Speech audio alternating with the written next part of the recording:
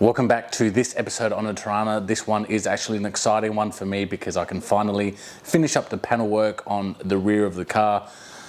A few months ago, I cut this thing in half pretty much, and now it's starting to look like a car from the rear. So in today's video, I will be preparing the Beaver panel, making sure that fits right. I have to do a few modifications because the boot floor is all custom, so I can't utilize the original Beaver panel to boot floor fill-in panel that they used, but that's okay. I'll be making one up to suit. Also a bit of epoxy primer inside the Beaver panel and all that sort of stuff, just to prevent any rusting issues. And lastly, I do have a trick of how I can coat the inside of the weld in a place where there is no access. Not only that, but I do have my door shells back from media blasting and coating, so I will be installing my passenger side door skin onto that frame, doing a bit of gapping, seeing how it all fits, and hopefully I could have a door back on this vehicle. Hope to see you at the end.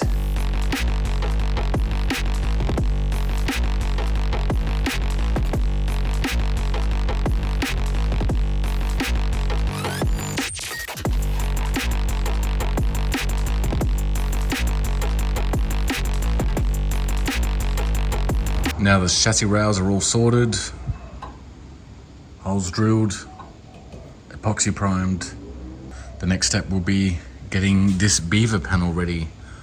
I don't have the Beaver panel just yet, it's on order, so I'm going to continue on the next job. The false floor has had some fine filler applied just to smooth out any of the pitting and undulations of the metal, so that looks looking nice and smooth.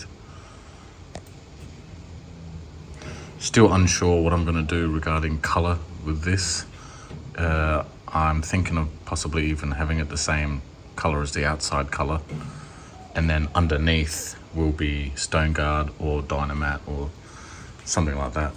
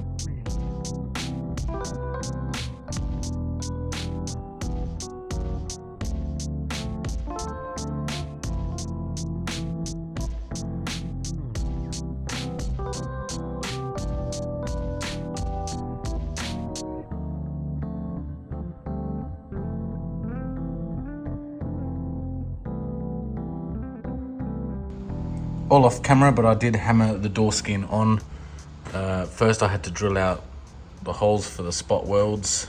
I want to spot weld it on like factory, down the bottom as well. A lot of trial fitting. Of course I had to make sure that was sitting good all the way across.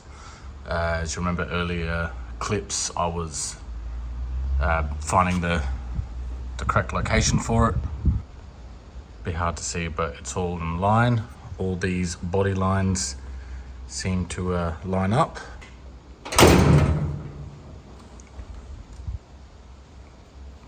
These ones are made quite well actually. Body line lines up on the top there. The hole for the holes for mounting of the handle is in a good spot. Nice cutout there. Still need to adjust the door a bit. A little bit high on the edge here. That's okay. I am expecting to hammer down the edges. That's all part of the tweaking process. Body line lines up there.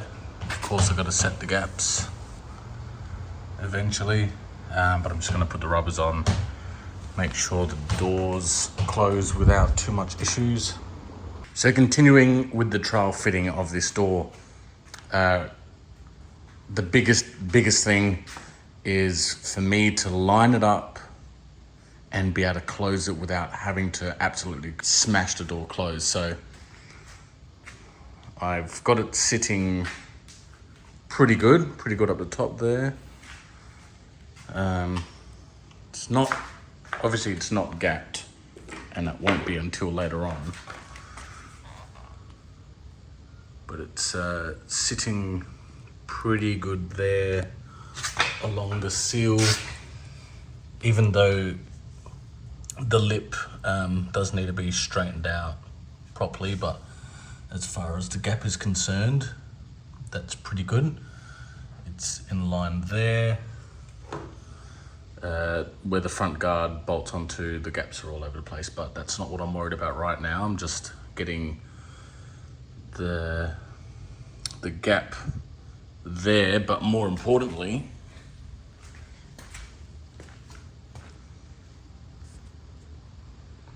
from the door to the quarter panel. Bit of background, when I did this job last time, I never had the rubbers in, and I gapped it like that. I'm like, yep, all good. Once I put the rubbers in, I was in a whole world of pain. So I currently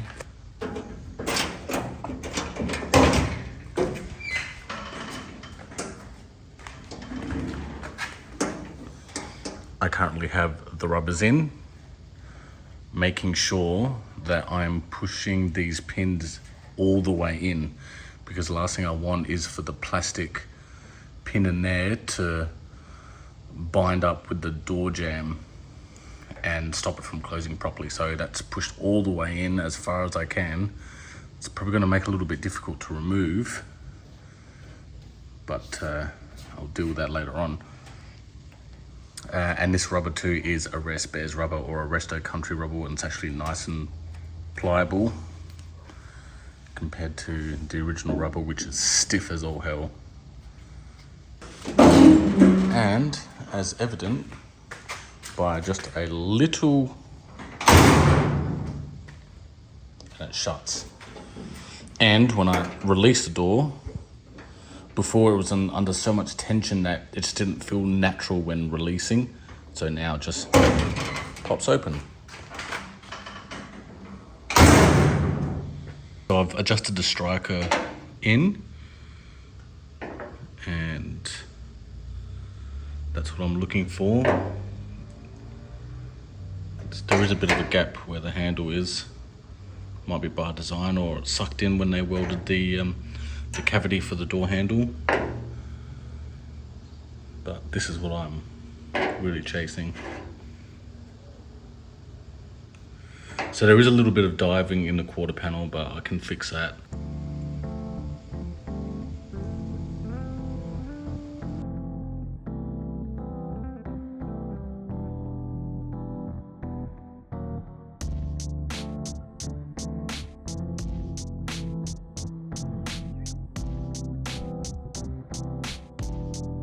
Well, no time lapses and montages here. The quality of my channel has gone down. So let's have a look at what I've been up to. We're going to start working on this Beaver panel. I stuffed up firsthand and I measured and cut it while it was upside down. So I had to re-weld that piece back on, but these things happen. Now these are just a standard Rares panel. They come with a flange all the way across there, and you utilize your original piece that welds to the boot floor to the Beaver panel. Of course, I've got a custom boot floor, so I had to make one up. I tried to use factory openings, so the opening around the filler neck. These, you know, they're a mud and water trap at the best of times, but that's how they were. The little folded triangle bit to clearance the flange of the chassis rail. And all I did was bent up some steel, punched some holes in it, MIG tacked it, and then TIG welded it, and then planched it out to stop any of the shrinkage. So looking pretty good. The sides are looking pretty good, pretty flush. They will just have a bead of weld like factory. Where I will be welding, I've removed the paint and applied some weld through primer just to give it a little bit more protection. And of course, while I've got the epoxy mixed and ready, I decided to finally coat the driver's side rear wheel well. The inside of the Beaver panel is all coated in epoxy, not too far away now from being welded on.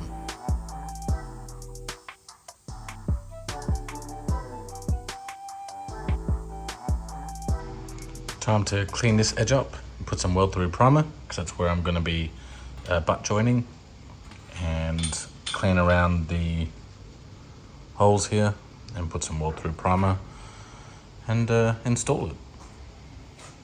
I also tilted this edge to meet up with the angle that was already on the car. Doing the best I can in regards to protecting the bare metal, but also allowing the weld. And everywhere that I am going to be welding has got some weld through primer. I could have left the epoxy right to the edge, but I have found that sometimes the epoxy will actually sort of flake and burn away. This way, I guess this stuff is a little bit more resistant to burning away. It's not 100% foolproof, but you know, it is what it is, I guess.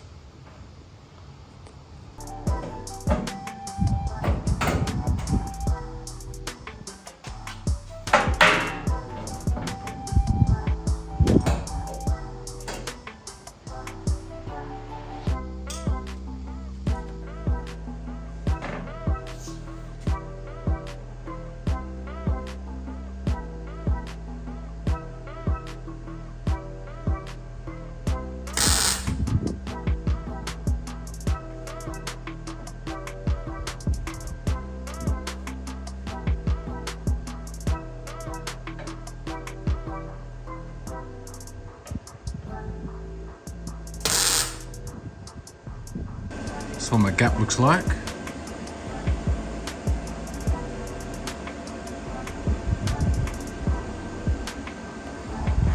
Near on exact.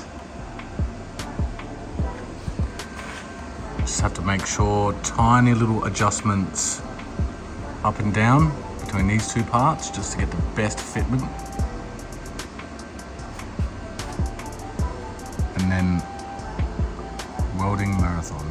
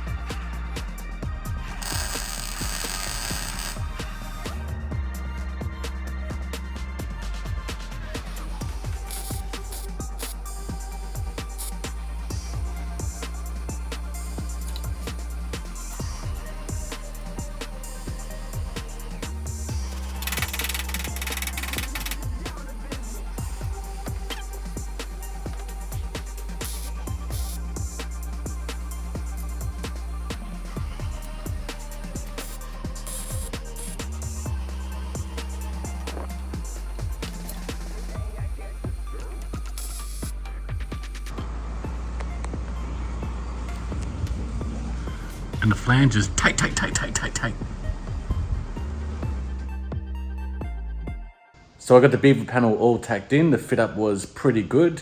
I'm using the MIG for this because it's amazing how well you can actually control the heat input with MIG. I'm not really that good at TIG welding, and I cannot get to the underside of the welded joint in this application, so I'm probably going to end up putting way too much heat in there, and it's just going to make a mess. It's going to suck in and warp, and I can't planish it out with a hammer and dolly. So I'll just take my time, use the MIG for it, and hopefully it should end up pretty good. Also, the underneath has been plug welded to the boot floor. That turned out pretty good actually. I got it nice and tight up against the boot floor, utilizing my under hoist jack to just put some tension up there, a little bit of hammering, little bit of manual pushing up, and plug welded it in. So that's all pretty good. The Beaver panel is welded and grinded up. What a marathon, but it's all buttoned up now. The flange on the bottom of the tail light panel and where the Beaver panel is, you saw me in the earlier footage straightening it out, trying to get them to line up so I could weld it. Before I did that, I did hammer and dolly it straight because in the forming process it was a little bit wavy. So I tried to straighten it out as best as possible, which in turn, once I grinded the welds down, you can see a little bit of elevation difference between the two sections that I joined together, but it is what it is. There's going to be a real small skim of filler to smooth everything out anyway. I'll also throw in a clip of what the underside looks like of that weld. Remember how I put the weld through primer in? And it's pretty interesting to see that the weld through primer actually does do its job. It doesn't sort of burn away, and if I had epoxy right up to that edge, it would flake and be bare metal pretty much exposed. So the weld through primer does do somewhat of a better job, but watch this. I want to coat the backside of where I welded. So I have stolen the nozzle from this leak detector spray. I popped it straight off and it goes onto this red oxide primer. I also have this hard black tubing. It's not really big. It's actually big enough to actually slip over here, and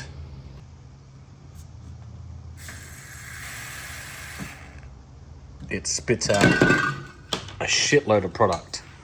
It is a bit messy, and it does spit out quite a lot of product, but that's what I'm using to coat the backside. As I said, it does make quite a bit of a mess, but yeah, with that long reach nozzle, I can get right in there, in here, and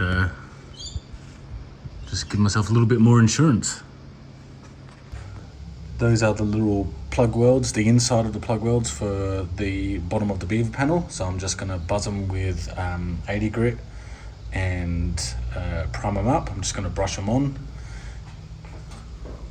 It's heaps dusty because I've been paint stripping. And same with those little sections there where I fully welded the Beaver. I'm also cleaning up, well, I've paint stripped a quarter because the epoxy was not adhering. So once again, applying Ranix Rust Buster, letting it dry and then giving it a quick scuff isn't ideal. I was giving thought as to why I was having so many issues with adjustment of the doors and having the door sit as flush as possible when there was unusual amount of like striker movement. As you can see, like there's, well, it's hard to see, but originally when the car was stock, the striker lived at about like 4 mil away.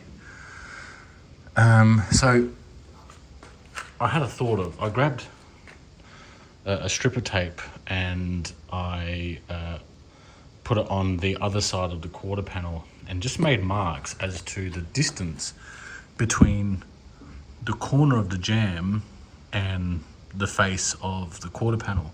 Now this quarter panel is a new old stock one that I put in. What I must have done is just push the quarter panel as far in as possible and then plug welded it. In some places I'm 2 to 5 mil shallower on this side than on the original side. Sort of flattens out a bit here and there, so they are the problem spots. So I'm just going to slice it, move it out to where it needs to be, tack it in and see how it goes.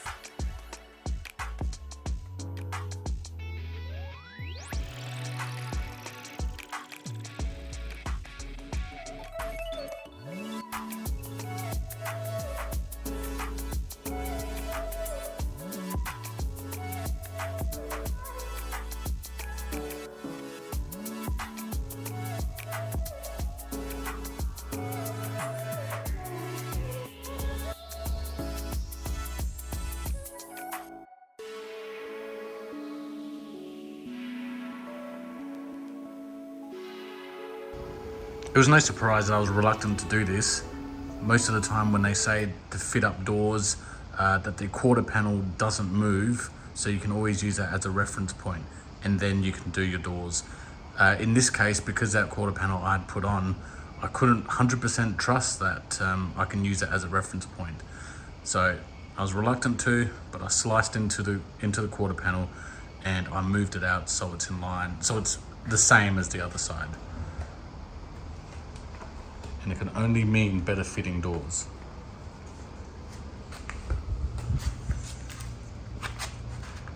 From the face, the weld is all blended in, not too bad. Ignore the gaps, remember I still haven't gapped the actual door skin. And what tells me that it was a job well done is that the ruler isn't like this exaggerated by pulling the end out. It did dive a little bit, so it did sort of go into the jamb a little bit, and it gave the quarter panel a bit of a exaggerated, but a bit of a curve that way. But I think that's pretty good.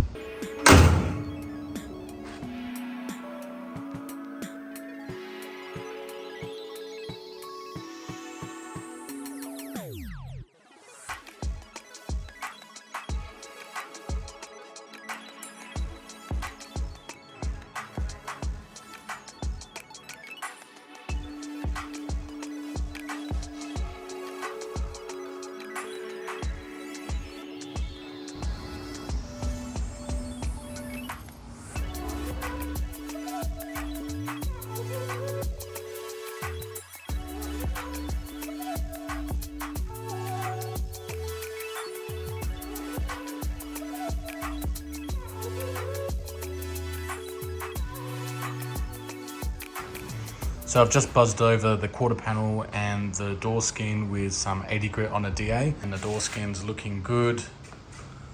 The gap is pretty good there.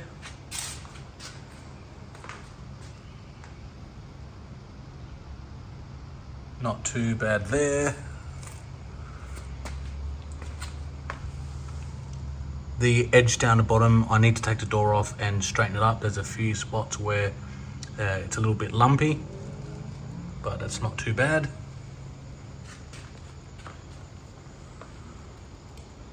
I've welded this part up. Makes it look a little bit neater. And it's better than having seam sealer there or leaving a gap where water can get in. I saw that on another channel and I really liked that idea.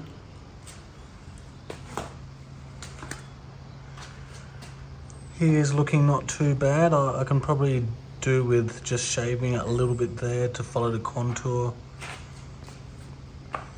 I've pulled this part of the front guard out because it was diving in a bit. And I guess I can pull that one a little bit, but I put a straight edge against there and it's nice and straight, so I don't really know what to do. I think there's actually a big curve, or more than normal on this part here, so yeah, whether I want to chase it or not, I'm not quite sure.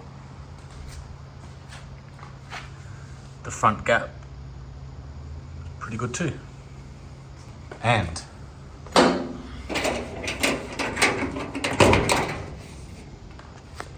the door closes killer, like, oh shit, closes killer.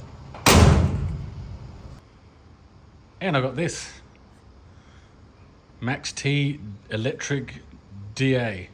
It's like a Merca copy. It is awesome, so much quieter, works really well. It's a 5mm orbit, good brake. It's been killer. It's pretty light as well, and it's not, you know, you'd think it's pretty bulky, but it's actually pretty good.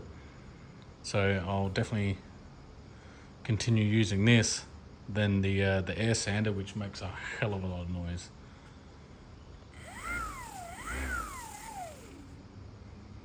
Now, where I welded this edge, there's always going to be a chance, because you're putting heat into the panel, that it's going to want to shrink. And what it does when it shrinks, that I found that is it dives in.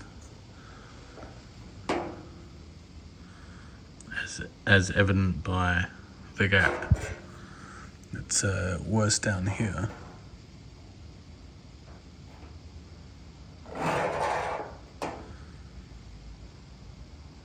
Now, to fix that shrinking, this is what they call a reverse curve hammer. It's essentially a linear stretching hammer, because, you know, it's straight along that plane-ish, but along that plane it's curved. So it's gonna, when you're striking a hammer on dolly, it's gonna wanna stretch the metal out this way, but it won't stretch it that way, if that makes sense. And this is just a square side, but it's essentially the same thing. So when you strike this way, the metal is going to want to stretch upwards, if that makes sense. So, like this side, I've already done it on this side because there was a lot of welding, but as you can see, I've stretched the edge back out.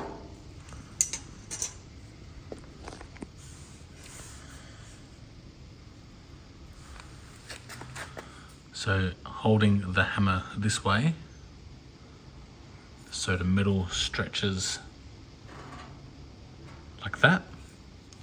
Strike it with a dolly on this side. That's pretty much the basics of it.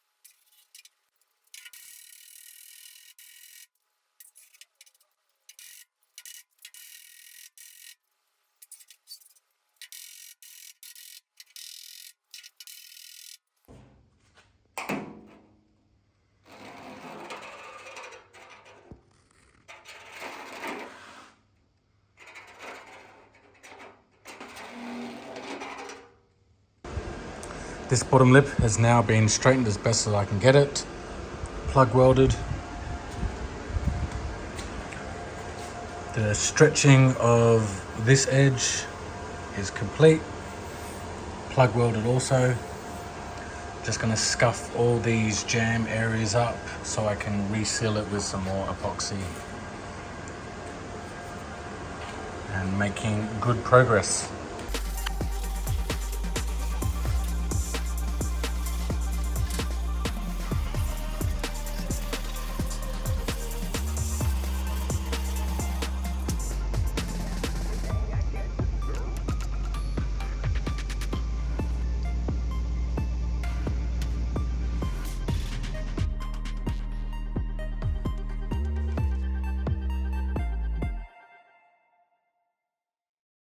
Well, she's starting to look like a car again, and I'm really happy with the progress. Once this epoxy dries, I will install it back onto the car and move on to the other door.